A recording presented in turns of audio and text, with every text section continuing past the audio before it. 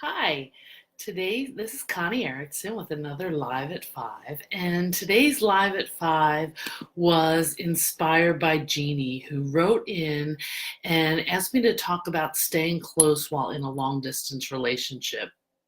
And I see this a lot. She feels like they fight and he gets upset about her tone of voice. And then when they fight, he says, I'm done. And so they fight when he's traveling and they fight when he's home. And she feels like it's a roller coaster. And she describes it as a hot mess. So I want to give you a few tips to how to some workarounds. And let me describe what I think I'm seeing. And Jeannie, you could certainly tell me if I'm right about this. And again, this is just tips and strategies because I'm not doing a full assessment and this isn't therapy and I don't know what got them to this point. But it seems to me that Jeannie's looking to connect with her husband and she asks for reassurance because she gets insecure, and then he feels really hassled when she does, and both are feeling like, why can't my partner just be nice and give me what I want? And she wants to feel loved and he wants to feel like he's already doing a good job and that not like it's never enough. And then they're also having trouble with transitions and transitioning, like when he first comes home and when he leaves again. So here are my suggestions.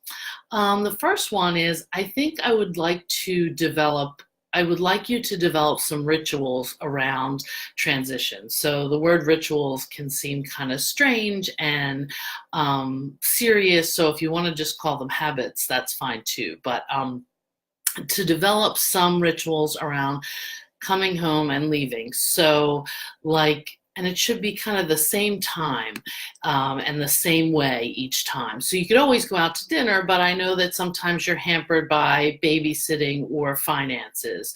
So you might want to do something that's good for the whole family, such as, movie night. Everyone hang out on the couch and watch a movie, or family board game night. And then after the kids go to bed, you could transition into something more adult, like snuggling on the couch or giving each other foot rubs. I don't want to suggest sex as part of the ritual because that puts a lot of pressure on the relationship, but something that you could feel close. And just try to do that. Those times, those rituals, you want to make highly predictable and very low stress. And you might want to do the same thing around when he's leaving, like helping him pack while the kids watch TV, something like that. The second thing I think that would really help you is to make time to argue, which sounds completely crazy, I know.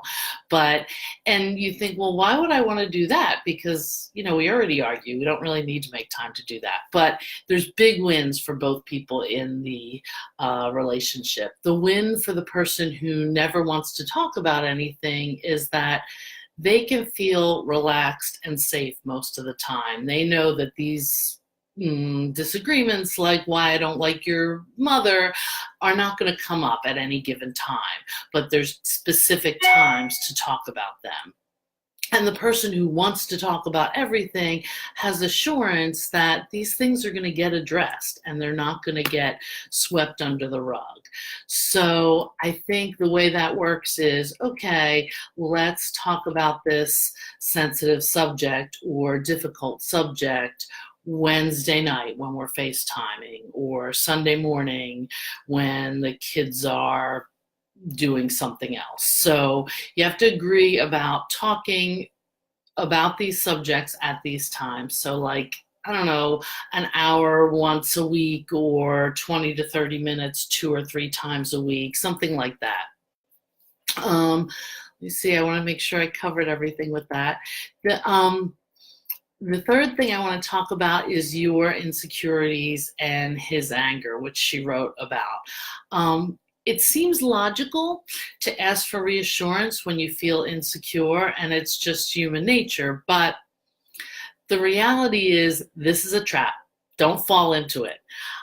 Because what happens is you ask your spouse or someone else for reassurance, like, ooh, do I look okay? Or am I as smart as them?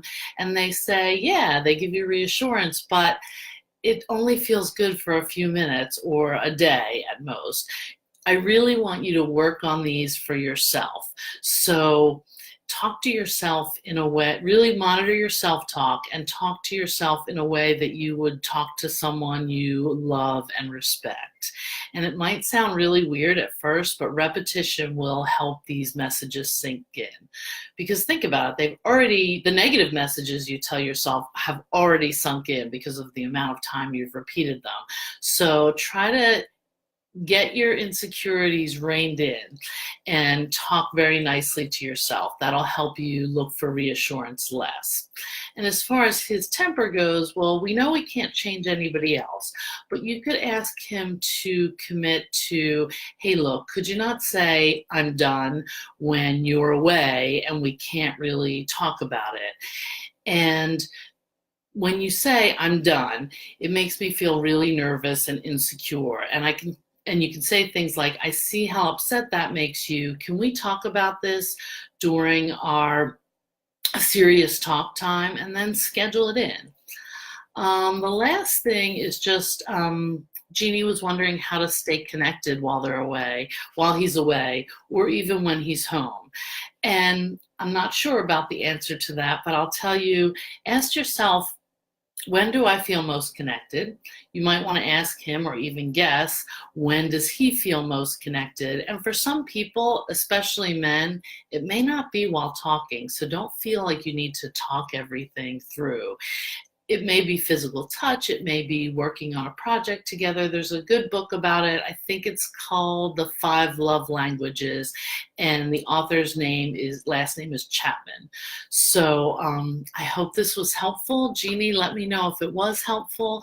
And same, anybody else, drop a message in the comments and let me know if it was helpful or if there's anything else you'd like me to address. And I just want to thank everybody for being here. Walter, Nicole, Haley, Regina, Ruben, Bobby, Brenda, Bonnie, thank you so much. I love doing my Live at Fives. Thanks. Bye.